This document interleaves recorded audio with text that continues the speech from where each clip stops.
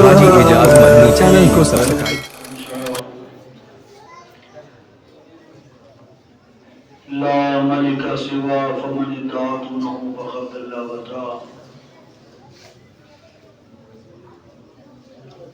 والصلاة والسلام على سيد الورى نبينا محمد المصطفى وعلى آله وصحبه ذوي الدرجات العلى أما بعد فقد قال الله تبارك وتعالى في القرآن المجيد والفرقان الحميد أعوذ بالله من الشيطان الرجيم بسم الله الرحمن الرحيم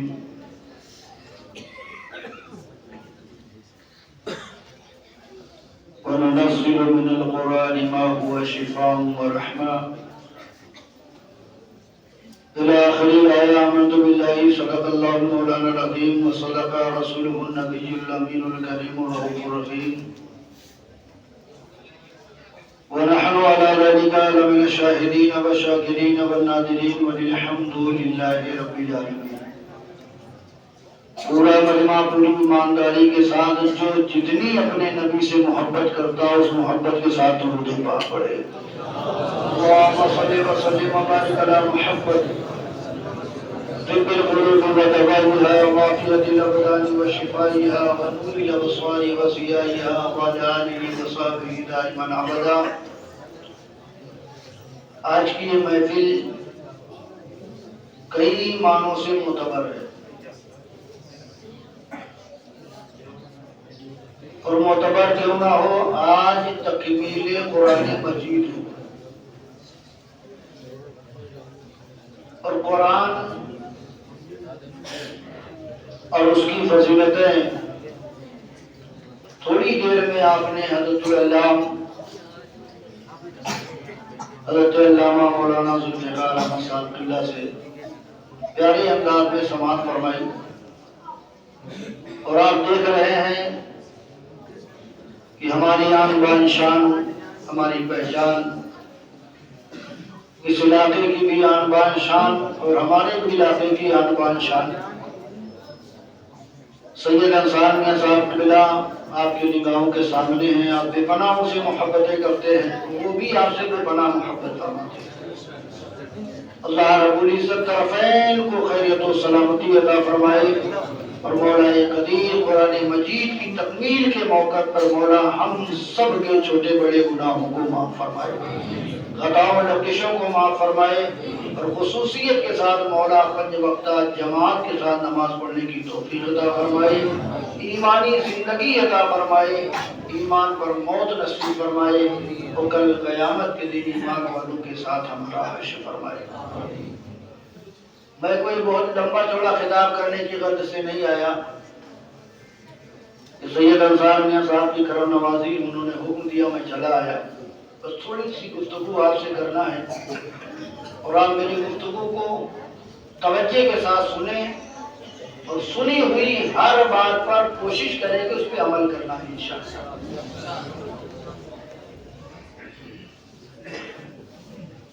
آج ہم جس ملک میں ہیں، تھوڑی سی تمہید، تھوڑی سی بیان، اس کے بعد گفتگو کر. جس ملک میں ہم ہیں، اس ملک کو کئی ناموں کے ذریعے سے یاد کیا جاتا ہے. کمال ہے، کئی ناموں کے ذریعے سے یاد کیا جاتا ہے. کوئی اسی کو بھارت کہتا ہے، کوئی انڈیا کہتا ہے، کوئی ہندوستان کہتا ہے. سب بولتے ہیں چیز ایک ہے، نام انیک ہے. لیکن آپ کچھ بھی بولو، بھارت بولو تب بھی اپنا ملک سمجھ میں آتا ہے، انڈیا بولو تب بھی اپنا ملک سمجھ میں آتا ہے، ہندوستان بولو تب بھی اپنا ملک سمجھ میں آتا ہے. اور کیوں نہ سمجھ میں آئے؟ ہمارے نبی رحمت صلی اللہ علیہ وسلم نے خود ارشاد فرمایا، حب الوطن نصف الایمان، وطن سے محبت کرنا آدھا ایمان. کوئی بھی آپ نام لو، آپ کے ذہن میں اپنا ملک آتا ہے. آتا ہے کہ نہیں؟ بولو بھائی تھوڑا سا، آتا ہے کہ نہیں آتا؟ اگر ہم انڈیا گئے تب بھی اپنا ملک، بھارت گئے تب بھی اپنا ملک، ہندوستان گئے تب بھی اپنا ملک.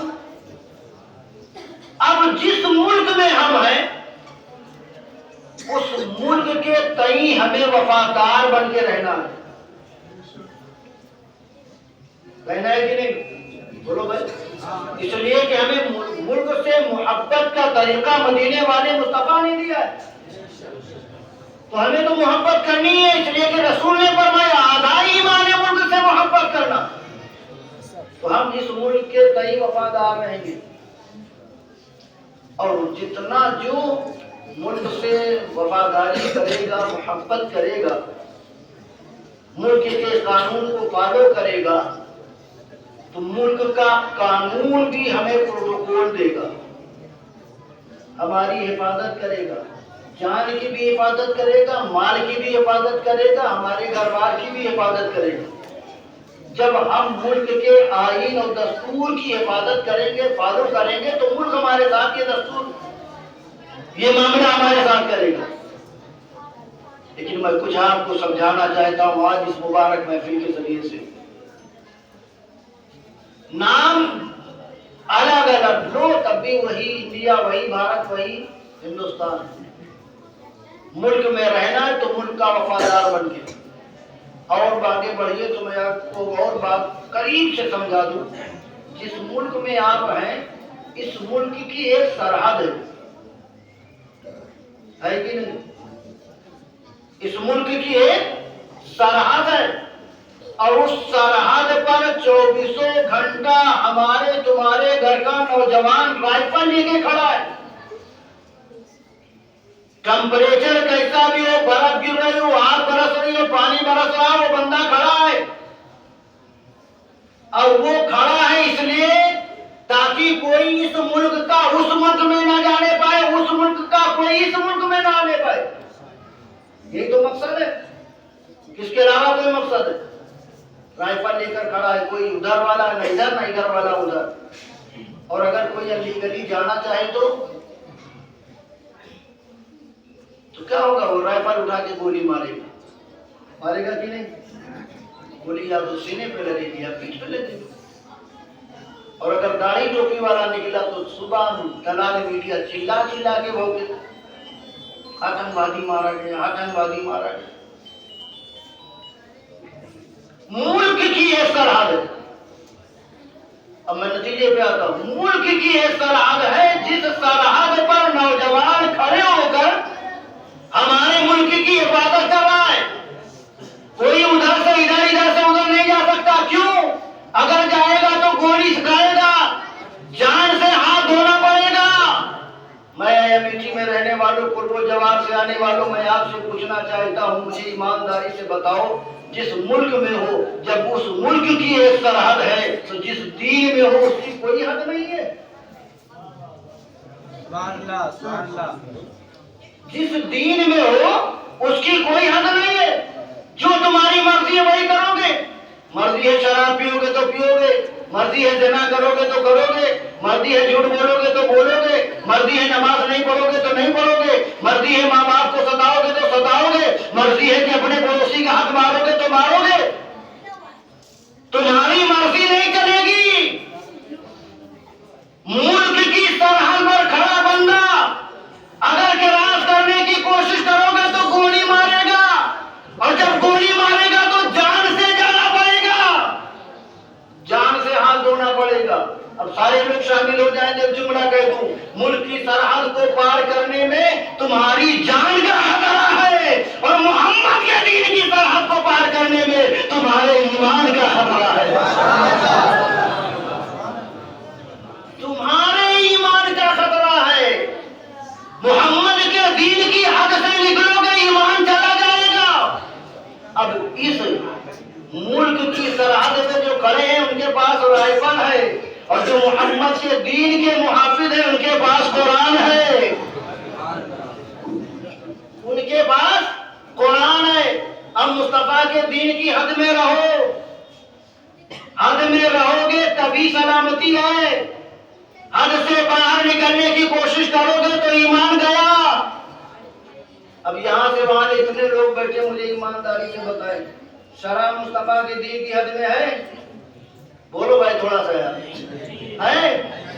زنا ہے؟ جھوٹ غیبت ہے؟ چوری ہے؟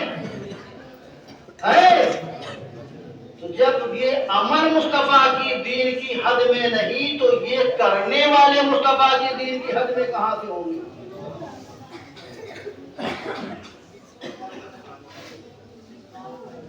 کرنے والے کہاں سے ہوں گے؟ آج سب سے بڑا المیہ اہل سنت والجماعت کا یہی ہے کہ آج ان کے پاس سب کچھ ہوتا ہے، صرف خدا کا خوف نہیں ہوتا، خدا کا خوف نہیں ہوتا۔ اور جب خدا کا خوف، کسی بھی چیز کا خوف اگر دل میں آتا ہے تو دل اور چہرہ دونوں الگ الگ ہو جاتے ہیں۔ ایسا ہوتا ہی نہیں، دل میں غم ہو چہرے پہ اس کے آثار نظر نہیں آئیں گے، دل میں خوشی ہو پر کوئی انبساط کی لہریں نظر نہیں آئیں گی، دل میں کسی چیز کا خوف بیٹھ جائے اس کے خوف کا اثر نظر نہ آئے۔ یہ ہو ہی نہیں سکتا ہے، یہ ہو ہی نہیں سکتا ہے۔ آج اتنے الحمدللہ حفاظ کرام جامعہ اعلیٰ سے فارغ ہو رہے، اور آج ہی نہیں ہر سال ہوتے ہیں الحمدللہ، اور یہ سلسلہ وقت تھا قیام قیامت رہے گا انشاءاللہ۔ اس لیے کہ سید انصار میاں صاحب قبلہ نے وہ بنیاد ڈالی ہے جو قیامت تک چلے گی انشاءاللہ، رکنے والی نہیں ہے۔ تو میں عرض یہ کر رہا تھا، خدا کا خوف سینے میں ہونا چاہیے۔ اور آج عالم یہ ہے ہمارا اہل سنت والجماعت کا، سب کچھ ہے بس خوف نہیں۔ میں ایک مثال دے کے خوف سمجھاؤں، خوف کیا ہے۔ یہ میری نصیحتیں بھی نفاذ کرام کی بھی، معذور فرقہ صاحب نے کہا نہیں کہ قرآن سینے میں ہو یہ کمال نہیں ہے، کمال یہ ہے کہ قرآن عمل میں ہونا چاہیے، عمل میں ہونا چاہیے، اور اگر عمل میں نہیں تو پھر کوئی فائدہ نہیں۔ میں مثال دوں آپ کو سمجھ میں آئے خوف کتنا ضروری ہے، اور خوف کے بغیر زندگی ادھوری ہے۔ سید انصار میاں صاحب قبلہ سے ملنے کے لیے بامبے سے ایک شخص آ گئے، بہت غور سے سنیے گا۔ بامبے سے ایک شخص آ گئے، حضرت ہمیشہ دوسروں سے محبت کرتے ہیں، لکھنؤ سے ریسیو کر کے لے کر آئے، لکھنؤ سے ریسیو کر کے لے کر آئے، اپنے کمرے خاص میں، حجرے خاص میں پورا بستر لگا دیا۔ وہ بیچارے تھکے ماندے دھکا کھا کے آئے تھے، رات کافی ہو رہی تھی، حضرت نے کھانا وانا کھلا کے بٹھا دیا۔ تھوڑی دیر گفتگو کرنے کے بعد جب حضرت کمرے سے باہر نکلنے لگے تو مہمان جو آئے تھے ان سے کہا دے کہ دھیان رکھیے گا، کمرے میں جس طرح آپ کا پیر ہوگا وہاں پر ایک سوراخ ہے، جدھر کو آپ پیر کر کے لیٹو گے وہاں ایک سوراخ ہے، اور دھیان رکھیے گا اس سوراخ سے کبھی کبھی بڑا زہریلا سانپ نکل آتا ہے، بڑا زہریلا سانپ نکل آتا ہے۔ اب آپ بتاؤ، چاہے جتنا تھکا ہو بندہ، اس کو بتا دو کہ تمہارے جہاں لیٹو کہ وہیں پیر سے چاہیے کا درد دیا،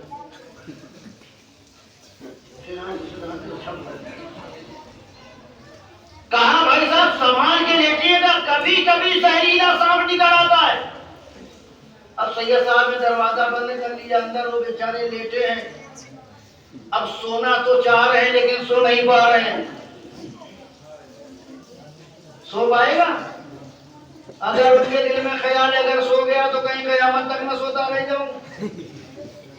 سانپ نکلے ڈسنے، زندگی کا وجود ختم، زندگی ختم، آیا تھا ٹرین سے گھر جاؤں ایمبولینس میں، اب پوری رات وہ بیچارے سے یہ صاحب تو چلے پوری رات وہ بیچارے کروٹ بدلتے رہے، ایک لہجہ بھی انہیں نیند نہیں آئے گی، ایک لمحہ نیند نہیں آئی۔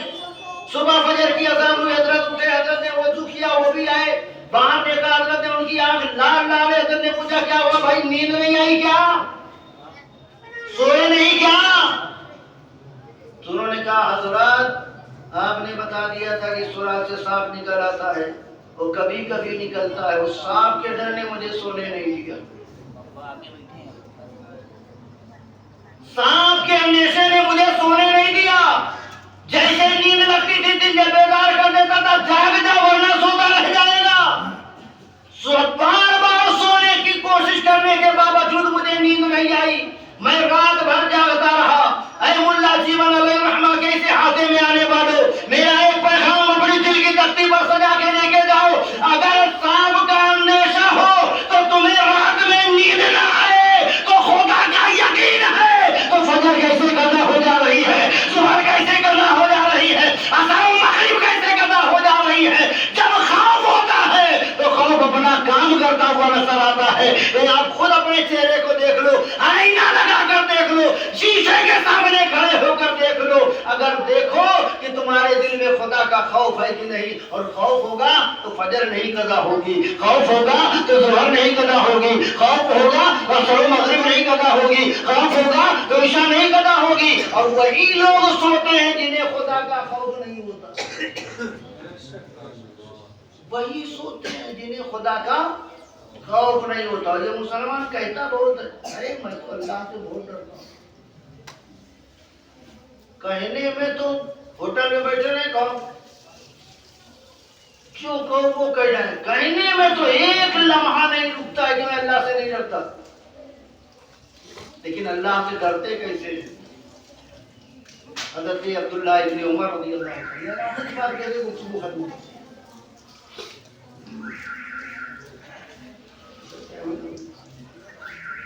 حضرت عبداللہ ابن عمر، حضرت عمر فاروق کے صاحبزادے، گجاوا رکھا، سامان رکھا، سفر پہ نکل پڑے۔ سفر کرتے رہے، جب تھوڑی سی منزل طے کر لی تو تھکان ہو گئی، اور جب تھکان ہوئی تو چٹیل میدان میں ایک چھوٹا سا درخت سایہ دار تھا، اس درخت کے نیچے بیٹھ گئے اور اپنے کجاوے سے کھانے کا سامان نکالا، کجاوا کھولا، کھانے کا سامان نکالا، دسترخوان سجایا، بس کھانا ہی جا رہے تھے کہ لقمہ منہ میں ڈال کر سامنے سے ایک اعرابی، ایک دیہاتی بکریاں چراتے ہوئے نظر آئے، بکریاں چرا رہا تھا، سامنے سے آگے۔ حضرت عبداللہ ابن عمر نے دور سے کہا بھائی آجا کھانا کھا لے، اس نے وہی دور سے اشارہ کیا، نہیں حضرت آپ کھائیے۔ تھوڑی دیر کے بعد پھر جب وہ اور قریب آیا تو کہا آجا کھانا کھا لے، دسترخوان لگائے۔ پھر اس نے کہا نہیں سرکار آپ کھائیے۔ بکریاں ہانپتے ہانپتے وہ بالکل آپ کے قریب آ کے کھڑا ہو گیا تو آپ دیکھتے ہیں اس کا پورا بدن مٹی سے پھٹا پڑا ہے، داڑھی میں ریت کے ذرات نظر آ رہے ہیں، گرد غبار اٹا ہوا ہے، جس پر جو لباس اس میں سینکڑوں پیوند لگے ہوئے ہیں۔ حضرت عبداللہ ابن عمر نے تو بالکل قریب دیکھا، کہا بھائی اتنی دیر سے کہہ رہا ہوں کھا لو کھا لو کھا لو، کہہ رہا ہوں آؤ میرے ساتھ بیٹھ کے کھا لو۔ اس نے کہا سرکار آپ کھائیے، میرا روزہ چل رہا۔ چٹیل میدان میں چلچلاتی ہوئی دھوپ میں بکری چرانے والا روزے دار، بڑی حیرت ہوئی آپ کو کہ یار اتنی چلچلاتی ہوئی دھوپ میں روزے دار ہے۔ لیکن ایک بات کہوں گا مسلمان، روزہ دار ہونا الگ ہے، ایماندار ہونا الگ ہے۔ ہر عالم جنت میں نہیں جائے گا، ہر حافظ بھی جنت میں نہیں جائے گا، ہر پیر بھی جنت میں نہیں جائے گا، لیکن عالم جائے گا۔ ہر عالم نہیں جائے گا، عالم جائے گا۔ ہر حافظ نہیں جائے گا، لیکن حافظ قرآن جنت میں جائے گا۔ ہر پیر نہیں جائے گا، لیکن پیر جنت میں جائے گا۔ حضرت عبداللہ ابن عمر دل میں خیال آیا یار چلچلاتی ہوئی دھوپ میں یہ روزہ ہے، لاؤ دیکھیں تو صحیح روزہ دار ہے یا ایماندار بھی ہے۔ ہم نماز تو پانچوں وقت پڑھتے ہیں، اشراق اللہ دین تہجد سب پڑھتے ہیں، لیکن مسجد میں جب تک ہے یا اللہ مسجد سے باہر نکل جاؤ، آتے جاؤ پھنستے جاؤ، آتے جاؤ پھنستے جاؤ، آتے جاؤ پھنستے جاؤ، یہ کون سی نماز ہے؟ مسجد کے اندر ہے تو سورہ بقرہ کی تلاوت کر رہے ہیں اور باہر نکلتے ہیں تو دوسرے کی بقر تلاش کر رہے ہیں۔ ایمانداری یہ نہیں کہ آپ مسجد کے اندر ایماندار ہو، ایمانداری تو یہ ہے کہ آپ دنیا کے ہر کونے میں ایماندار ہوں، ہر کونے میں ایماندار ہوں۔ حضرت عبداللہ ابن عمر رضی اللہ تعالیٰ نے کہا بھائی کھانا کھا لے، تو نے کہا میرا روزہ بڑا تعجب ہوا، ان کے دل میں خیال ہے لاؤ دیکھے تو صحیح، جانچے تو صحیح ہے، روزے دار یا ایماندار بھی ہے۔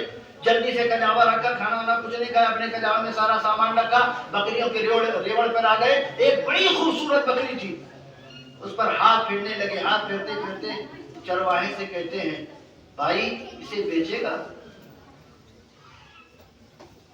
دامان توکل کی یہ خوبی ہے کہ اس پہ پیوند تو ہوتے ہیں پر تھپے نہیں ہوتے۔ دامان توکل کی یہ خوبی ہے کہ اس پہ پیوند تو ہوتے ہیں پر تھپے نہیں ہوتے۔ اس نے کہا سرکار میں تو دہاڑی مزدور ہوں، مالک کوئی اور ہے، میں تو صرف مزدوری کر رہا ہوں، میری ملکیت تو ہے نہیں کہ میں بیچ دوں، میں تو صرف مزدوری کر رہا ہوں۔ حضرت عبداللہ ابن عمر اور آگے بڑھ کے کہتے ہیں 400 بکریاں تیرے ریوڑ میں ہیں؟ کہا ہاں۔ کہا ایک بکری نکل گئی تو تیرے مالک کو خبر کہاں ہوگی؟ لیکن میرا تو ایمان ہے کہ میرا امام بریلوی کی ٹوٹی ہوئی چٹائی سے توڑ کے کہتا ہے اور کوئی غیب کیا تم سے نہا ہو بھلا، جب نہ خدا ہی چھپا، تم پہ کروڑوں درود، جب مصطفیٰ کے غلام ایسے ہیں تو مصطفیٰ جانے رحمت کیسے ہو؟ جب ان کے گدا بھر دیتے ہیں شاہانے زمانہ کی جھولی، محتاج کا جب یہ عالم ہے مختار کا عالم کیا ہوگا؟ کہاں 400 بکریوں کا ریوڑ، ایک بکری اگر نکل گئی تو تیرا کیا ہوگا؟ تیرے مالک کو خبر نہ ہوگی۔ وہ بکریاں چرانے والا چھڑی سے بکریوں کو آگے ہانکتا ہے، روتے ہوئے کہتا ہے اے عبداللہ ابن عمر تم ٹھیک کہتے ہو، ایک بکری اگر نکل گئی تو میرے مالک کو خبر نہ ہوگی، لیکن یہ تو مجھے بتاؤ کیا اللہ رب العزت کو بھی خبر نہ ہوگی؟ کیا مالک قیامت کو بھی خبر نہ ہوگی؟ کیا اللہ رب العزت کو بھی خبر نہ ہوگی؟ آج مسلمان اگر ایماندار نظر آتا ہے تو صرف مسجدوں کے اندر نظر آتا ہے۔ کسی کا پرس گر جائے امام صاحب یہ لے لو اعلان کر دو، کسی کا موبائل چھوٹ جائے امام صاحب یہ لے لو اعلان کر دو۔ مسجد میں پرس اور موبائل پہ بڑی ایمانداری کرتے ہیں اور گھر کے باہر پڑوسی کی زمین پر ناجائز قبضہ کر کے بیٹھتے ہیں، ناجائز قبضہ کر کے بیٹھتے ہیں۔ رسول گرامی بابقار کے اس غلام نے کہا کہ اے عبداللہ ابن عمر یہ تو بتاؤ یہ ٹھیک ہے کہ میرا مالک نہیں جانے گا، لیکن عرش کے مالک کو خبر ہوگی کہ نہیں؟ مالک جنت کو خبر ہوگی کہ نہیں؟ حضرت عبداللہ ابن عمر فرماتے میرا وجود کانپنے لگا، پورے وجود پہ راشا طاری ہو گیا، روئے روئے میں کھڑے ہو گئے، اور میں آگے جانے کا سفر کا جو ارادہ تھا ختم کر دیا، وہیں سے گھر واپس آ گیا۔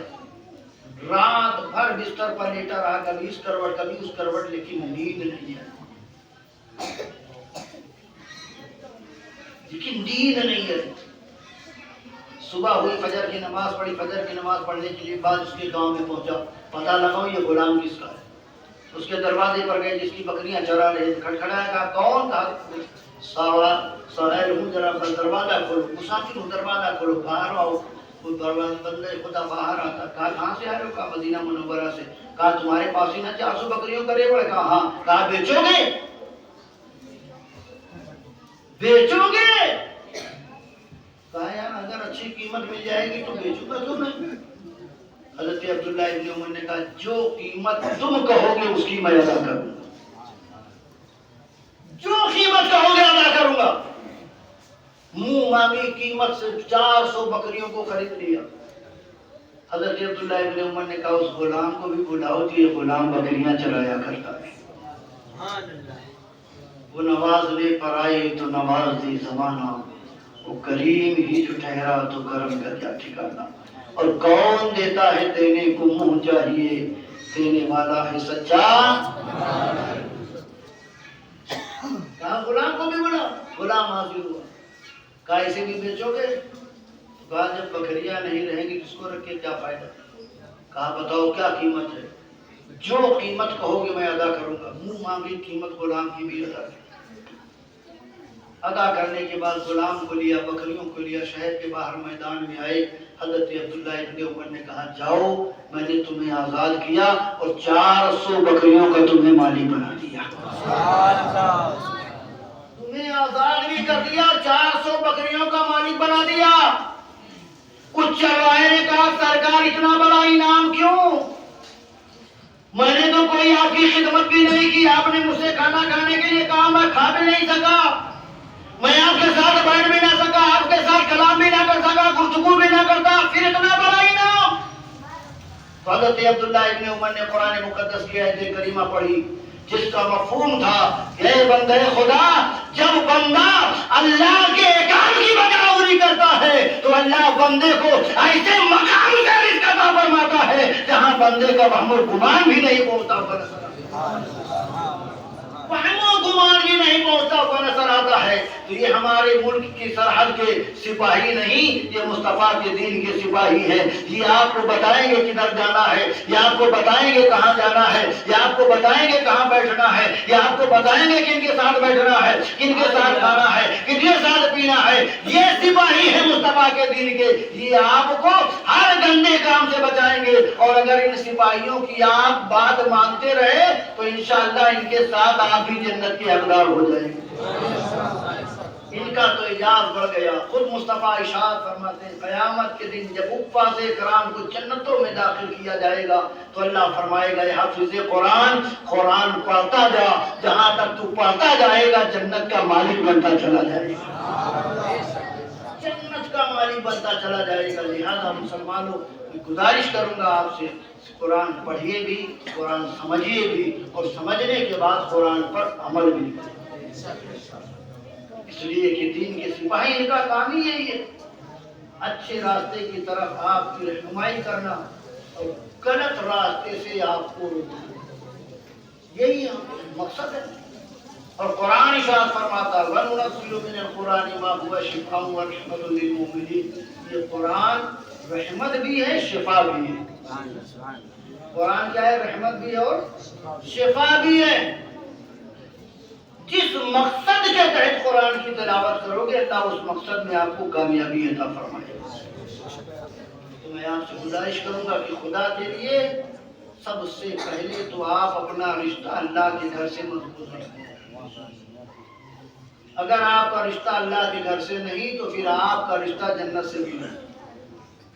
اور اگر آپ کا رشتہ اللہ کے گھر سے ہے، پانچوں وقت اللہ کے گھر آتے جاتے رہتے ہو تو یقین مانو اللہ کے گھر دنیا میں مسجدوں میں آؤ گے، اسی مسجد سے اللہ تمہارے لیے جنت کا راستہ بناتا نظر آئے گا. ایک بزرگ ہے، آخری بات، ایک بزرگ ہے بازار گئے، سپوز کریے کہ آپ کمیٹی بازار گئے، بازار لگی ہوئی تھی، بازار میں کھڑے رو رہے، اللہ کا ولی تھا کوئی، بازار میں کھڑے لوگ چاروں طرف سے کھچا کھچ بھرے، وہ بندہ کھڑا رو رہا ہے. وہ ایک سیانہ بندہ پہنچا، اس نے کہا حضرات بابا جی آپ رو کیوں رہے ہو، آپ رو کیوں رہے ہو؟ تو بابا جی نے کہا بھیا میں آج صلح کرا رہا ہوں. کہا کس کی؟ کہا اللہ کی اور بندوں کی. میں صلح کرا رہا ہوں. کس کی؟ اللہ کی اور بندوں کی. کہا پھر رو کیوں رہے ہو؟